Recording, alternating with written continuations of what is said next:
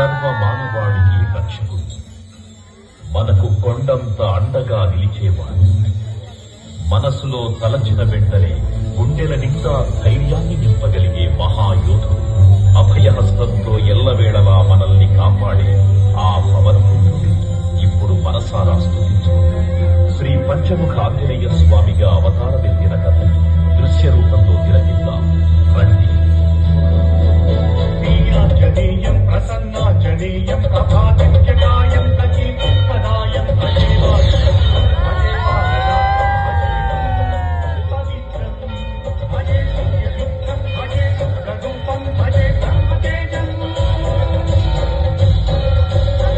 రామాయణ మహాయుద్ధం భీకరంగా సాగుతున్న తరుణం శ్రీరామచంద్రుని సారథ్యంలో వానర సైన్యంతో విజృంభిస్తూ లక్ష్మణస్వామి తనతో పోరాటం చేస్తున్న రావణుడి కుమారుడు ఇంద్రజిత్ తలని బాణంతో ఒక్క వేటుతో వేరు చేశాడు. ఇంద్రజిత్ మరణదాఖలున్న రావణుడు ఆవేశంతో ఊడిపోయాడు. ప్రతీకారం కోసం పాతాళ లోకాధిపతి తన సోదరుడు అయినటువంటి మహిరావణుని సహకారం కోరాడు.